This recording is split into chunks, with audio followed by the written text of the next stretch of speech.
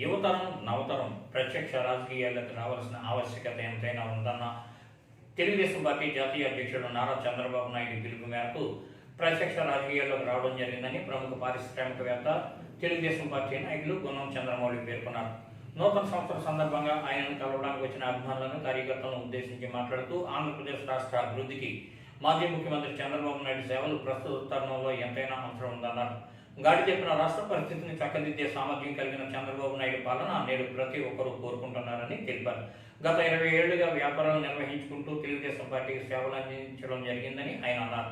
రానున్న 2024 ఎన్నికల్లో తాను పెద్దాపురం నియోజకవర్గం నుండి ఎమ్మెల్యే అభ్యర్థిగా పోటీ చేసేందుకు అవకాశం కల్పించాలని తెలుగుదేశం పార్టీ అధినేత చంద్రబాబు నాయుడు కోరడం జరిగిందన్నారు.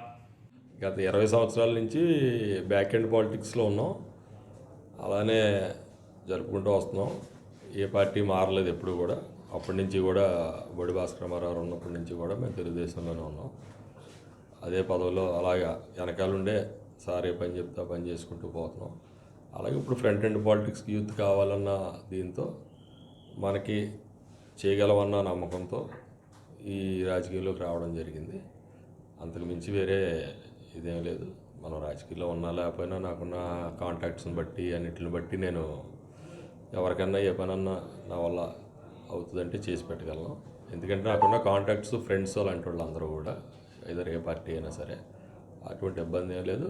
కేవలం మేము టీడీపీలో ఉన్నందువల్ల ఒక ముద్ర టీడీపీ అని, అందుకే అదే పార్టీ నుంచి గట్టిగా ప్రయత్నిస్తున్నాం. చూసి సార్ ఏమైనా అవకాశం ఇస్తే ముందుకెళ్ళి. అయితే మీరు పెద్దాపురం కాన్స్టిట్యున్సీ ఎమ్మెల్యేగా మీరు ఆశిస్తున్నారు. అధిష్టానం అయితే మిమ్మల్ని రాజమండ్రి ఎంపీగా పంపించాలనే ఆలోచనలో ఉన్నారు. ఈ రెండిట్లో ఏది ఓకే చేస్తారు మీరు?